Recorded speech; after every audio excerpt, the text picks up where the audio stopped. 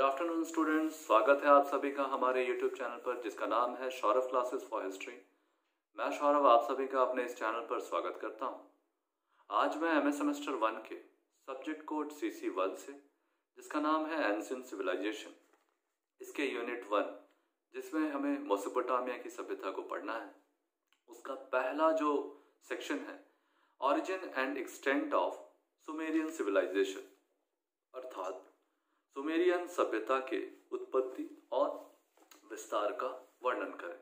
तो आज हम इस विषय को आज शुरू करेंगे। तो चलिए बिना समय गवाए हम अपने विषय को प्रारंभ करते हैं। मेसोपोटामिया का दक्षिणी भाग एक नागरिक सभ्यता के लिए पूर्ण रूपेण उपयुक्त था, क्योंकि यह दजला और फरात जैसी नदियों से सिंचित होकर उर्वर हो गया था। ये दोनों नदियां हर साल काफी मात्रा में उपजाऊ मिट्टी इस प्रदेश में जमा करती थी, जिसके कारण उपज भरपूर होती थी। इसके अलावे बहुत सी नहरें भी बनाई गई थी, जिनके द्वारा दूर दूर के भागों में सिंचाई होती थी। ये दोनों नदियां यातायात की सुविधा प्रदान करती थी। इसमें नावें चलाई जाती थी और इनके किनारे कारवां भी चलता रहता था। इसलिए इस प्रारंभिक युग में एक सबल सभ्यता के विकास के लिए यह प्रदेश अधिक उपयुक्त सिद्ध हुआ था। उस युग में मनुष्य की जो आवश्यकताएं थी वे सभी यहाँ सुलभ थी। इस कारण उसके दक्षिणी भाग में एक शहरी सभ्यता का विकास हुआ। दजला और फरात की घाटी का दक्षिण भाग, जिसे हम बेबीलोनिया कहते हैं, उन दिनों सुमेर और अक्कड़ के प्रदेश कहे जाते थे। इस प्रदेश के उत्तर में असीरिया का प्रदेश स्थित था। बेबीलोनिया के मैदान का दक्षिणी भाग सुमेर और उत्तरी भाग अक्कड़ कहा जाता था। सुमेर और अक्कड़ केवल भौगोलिक दृष्टि से दो विभिन्न प्रदेश थे। दोनों भागों में विभिन्न जातियों के लोग रहते थे। अक्कड़ में सेमाइट जाति के लोग बसते थे, वहीं सीरिया और अरब से आए लोग वहां रहते थे, जबकि सुमेर में दूसरी जाति के प्रमुख लोग रहते थे। किंतु अभी तक उनकी जाति का पता नहीं लग सका है। करीब 3000 ईसा पूर्व में सुमेर के लोगों ने बेबीलोनिया की संस्कृति में अपनी प्रधानता स्थापित की। कुछ विद्वानों का कथन है कि सुमेर के लोगों ने करीब 3300 ईसा पूर्व में बेबीलोन पर आक्रमण किया। इधर हाल के कुछ विद्वानों का विचार है कि सुमेर के लोग दरअसल बेबीलोनिया के आदि निवासी थे, जो फारस की खाड़ी के उत्तरी भाग में रहते थे। वास्तव में उनकी उत्पत्ति और उद्भव के बारे में हमें निश्चित ज्ञान नहीं है। मूलतः वे अल्पाइन जाति के लोग थे। उनका सर चौड़ा होता था तथा कद छोटा और भारी होता था। उनकी भाषा किस भाषा परिवार की थी यह कहना कठिन है, लेकिन वे एशिया की भाषाओं से ही संबद्ध थी। उनकी उत्पत्ति जो भी रही हो, सुमेरियन लोग बहुत ही प्रतिभाशाली थे।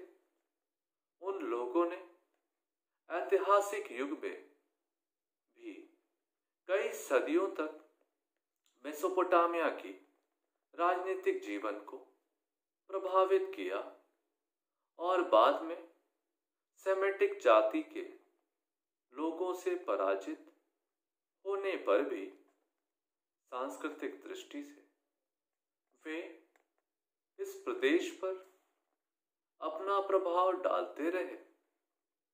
सुमेर की संस्कृति को ऐतिहासिक दृष्टि से हम 4 भागों में बांट सकते हैं। पहला भाग उर का पहला राजवंश, जो कि लगभग 2500 ईसा पूर्व के आसपास है। इसका दूसरा भाग आगेट के सारगन के अंदर सेमेटिक शासन का युग था, जो करीब 2300 ईसा पूर्व के आसपास का काल है। तीसरा जो है उर का तीसरा राजवंश के अंतर्गत सुमेर की संस्कृति का पुनरुत्थान हुआ। यह युग करीब 2100 ईसा पूर्व के आसपास माना जाता है।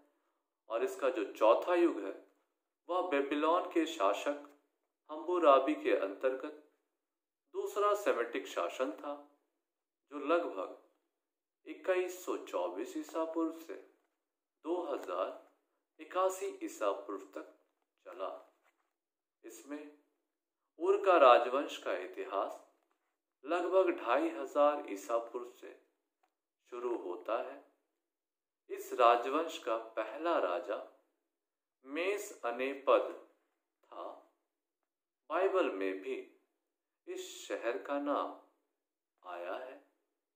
बाइबल के अनुसार इस शहर में अब्राहम का जन्म हुआ था। उर के प्रथम राजवंश ने 177 वर्षों तक शासन किया। यहाँ के राजाओं की कब्रों से पता चलता है कि ये कब्रें बहुत ही कलात्मक ढंग से बनाई गई थी और इनमें काफी सोना और जवाहरात पाए गए।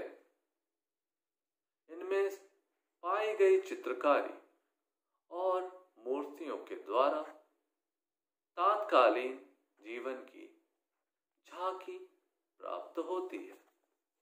इसमें संदेह नहीं है कि ये कब्रें प्रथम राजवंश के समय से ही पाई जाती थी। पहले राजा मेस अनेपद की पत्नी की एक मोहर इन कब्रों में मिली है और उनके द्वारा बनवाए गए एक मंदिर का शिलालेख भी प्राप्त हुआ है। एक शिलालेख में वह अपने आप को किश का राजा बताता है। इससे ऐसा लगता है कि प्रथम राजवंश ने बेबीलोनिया के बहुत बड़े भाग पर शासन किया।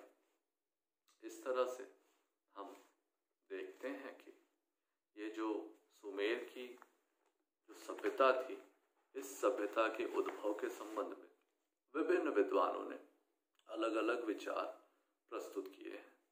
इनकी कोई सर्वमान्य इतिहास परिभाषित नहीं हो सकी है और इस युग के बारे में एक महत्वपूर्ण विशेषता इसकी भौगोलिक स्थिति को हम देख सकते हैं।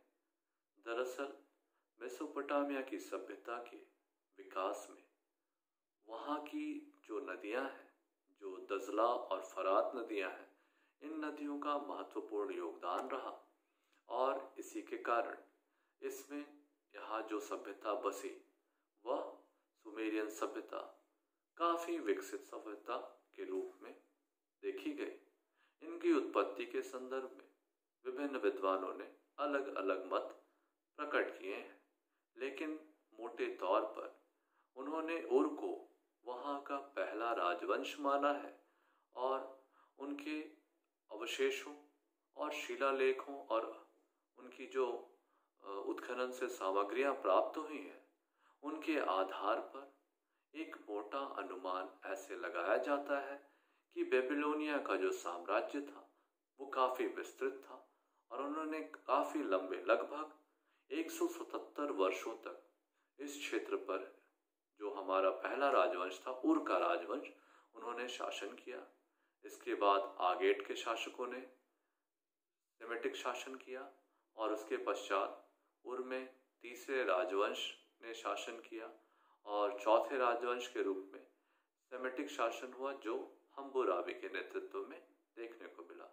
इस प्रकार प्राचीन सुमेरिया की सभ्यता विकसित और पल्लवित हुई और इसका विस्तार क्षेत्र भी काफी विस्तृत था, लेकिन इसके बारे में कोई स्पष्ट जानकारी अभी तक हमें ज्ञात नहीं हो सकी है।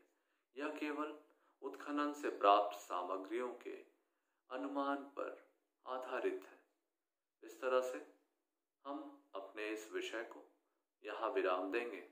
हमें उम्मीद है कि सुमेरियन सभ्यता की उत्पत्ति एवं इसके विकास से संबंधित आपको अब कोई समस्या नहीं रहेगी और इससे संबंधित यदि आपके मन में कोई प्रश्न हो तो आप हमें प्रश्नों को हमारे कमेंट में भेज सकते हैं। हम उसका उत्तर जल्द से जल्द देने का प्रयास करेंगे और मैं फिर अगले क्लास में कल फिर आऊँगा एक नए क्लास के साथ, एक नए विषय के साथ। तब तक के लिए धन्यवाद।